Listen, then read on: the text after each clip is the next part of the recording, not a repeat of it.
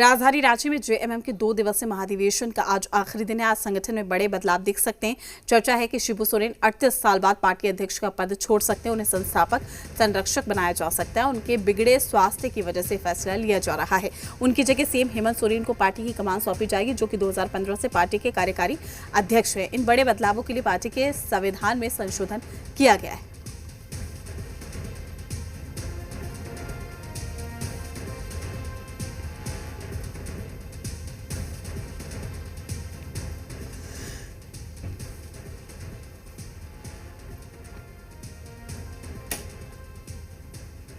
देखिए, जो एजेंडा है, जो विषय सूची है, उस अनुसार आज का कार्यक्रम चलेगा।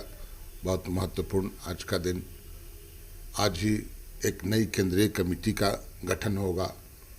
संगठन में जो भी परिवर्तन देखने को मिलेगा उसकी घोषणा आज की जाएगी। और फिर से एक बार माननीय हेमंत जी हम सभी कार्यकर्ताओं को संबोधित करेंगे। देखिए, झारखंड मुक्ति मोर्चा का 2 दिवसीय अधिवेशन में कोई कार्यकर्ताओं को लेकर, कार्यकर्ताओं के मुद्दे, झारखंड के मुद्दों को लेकर अधिवेशन नहीं था। ये परिवार को स्थापित करने का एक अधिवेशन है। आप देखेंगे जिस तरह से गुरुजी केंद्रीय अध्यक्ष हैं अभी वर्तमान में, आज उनको संरक्षक, संस्थापक, संरक्षक बनाया जाएगा। और हेमंत सोरेन जी कार्यकारी अध्यक्ष है, वो राष्ट्रीय अध्यक्ष, केंद्रीय अध्यक्ष बनेंगे। कल्पना सोरेन जी विधायक है, वो कार्यकारी अध्यक्ष बनेंगी। हो सकता है बसंत सोरेन जी युवा मोर्चा के अध्यक्ष बनेंगे। और जिस तरह से इस अधिवेशन में कई प्रस्ताव को पारित किया गया है, तो जरा मैं पूछना चाहता हूं, इस प्रस्ताव को तो आप 6 साल पहले अपने मैनिफेस्टो में डाले थे। 1932 खतियान आधारित स्थानीय नीति आपने 6 साल पहले 2012 से ये तो राज्य की जनता सुनते आ रही है। तमाम जानकारी के साथ हमारे संवाददाता कुमार चंदन हमारे साथ लाइव जुड़ चुके हैं। कुमार चंदन, एक बड़ा परिवर्तन देखने को मिल सकता है पार्टी में।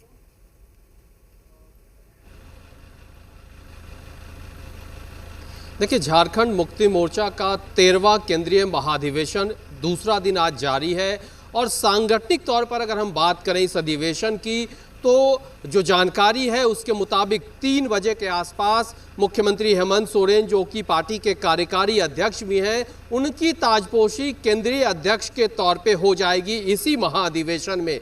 पार्टी के संविधान में जो बदलाव हुआ है, संशोधन हुआ है, उसके मुताबिक अब कह सकते हैं कि झारखंड मुक्ति मोर्चा नए तरीके से, नए तेवर में दिख सकती है। जो कार्यकारी अध्यक्ष का पद है उसको समाप्त कर दिया गया है और हेमंत सोरेन एक बार फिर से पार्टी के केंद्रीय अध्यक्ष की कमान संभालेंगे। अब तक शिबू सोरेन पार्टी के केंद्रीय अध्यक्ष के तौर पे पार्टी की जिम्मेदारी संभाल रहे थे, लेकिन यहाँ से हेमंत सोरेन के जिम्मे होगी पार्टी की कमान। और इसी तरह से जो राजनीतिक प्रस्ताव पारित किए गए हैं उसमें भी झारखंड मुक्ति मोर्चा का सांगठनिक विस्तार झारखंड से बाहर देश भर में करने पर सहमति बनी है। यानी कि झारखंड मुक्ति मोर्चा अब झारखंड से निकलकर बिहार चुनाव में भी दिखेगी, बंगाल चुनाव में भी। और अगर हम आगे बात करें तो गुजरात, असम, कश्मीर, यानी कि देश भर में झारखंड मुक्ति मोर्चा को विस्तार देने की रणनीति पर मंथन हो रहा है, चर्चा हो रहा है। और इसके बाद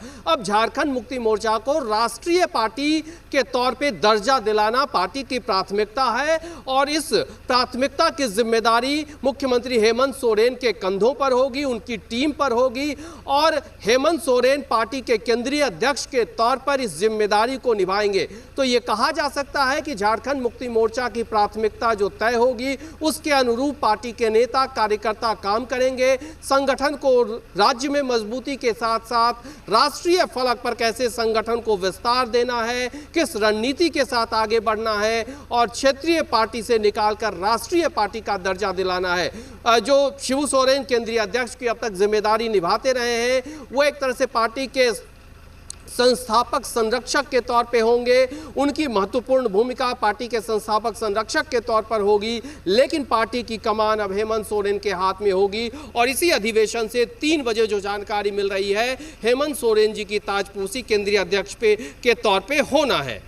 बिल्कुल कुमार चंदन, इससे पहले भी आपने जिक्र किया था, और क्या वाकई कल्पना सोरेन को भी कोई अहम जिम्मेदारी मिल सकती है, क्योंकि जो उनका प्रदर्शन रहा है झारखंड इलेक्शन से लेकर, जिस तरीके से उन्होंने कमान संभाली है, ऐसे में ये कहा जा सकता है कि मजबूती के साथ पार्टी आगे उभर कर सामने आई है। अब जेएमएम का फोकस है कि राष्ट्रीय पार्टी बनाना है, तो ऐसे में कल्पना सोरेन की भूमिका आपसे समझना चाहें।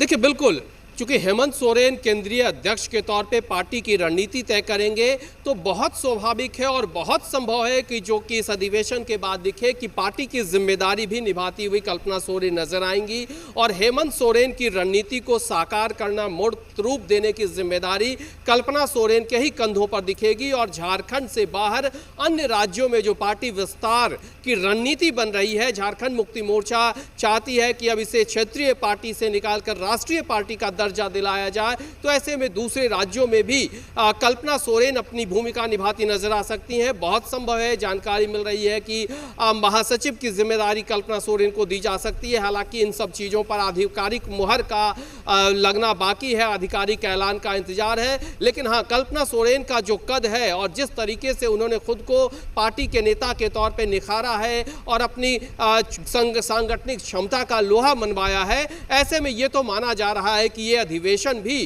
कल्पना सोरेन की बड़ी जिम्मेदारी को तय करता हुआ दिखाई देगा।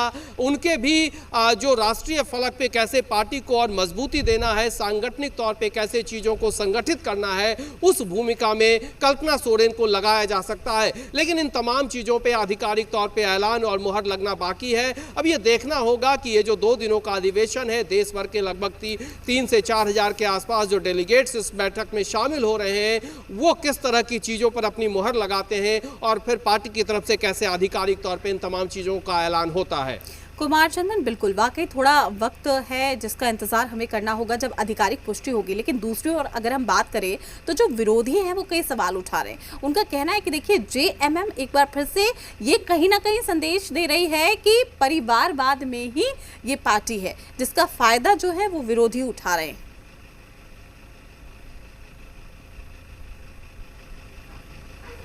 देखिए, झारखंड मुक्ति मोर्चा अपने तरीके से काम कर रहा है। झारखंड मुक्ति मोर्चा की अपनी रणनीति है, अपनी स्ट्रैटेजी है, उसके मुताबिक पार्टी के रणनीतिकार अपनी रणनीति को मूर्त रूप दे रहे हैं। झारखंड मुक्ति मोर्चा को इस बात से बहुत ज़्यादा फर्क नहीं बोल पड़ता है कि विरोधी किस रूप में आरोप लगा रहे हैं, विरोधी क्या सवाल उठा रहे हैं, और इससे इतर झारखंड मुक्ति मोर्चा का फोकस बिल्कुल क्लियर है। झारखंड मुक्ति मोर्चा अपनी रणनीति के हिसाब से काम करेगा। सत्ता में झारखंड मुक्ति मोर्चा गठबंधन है और ऐसे में राज्य से बाहर पार्टी को स्थापित करना पार्टी की प्राथमिकता है। सामने बिहार में चुनाव है, बंगाल में चुनाव है, बाकी अन्य राज्यों में भी जो चुनाव होंगे उसमें जिम्मेदारी सुनिश्चित करना है।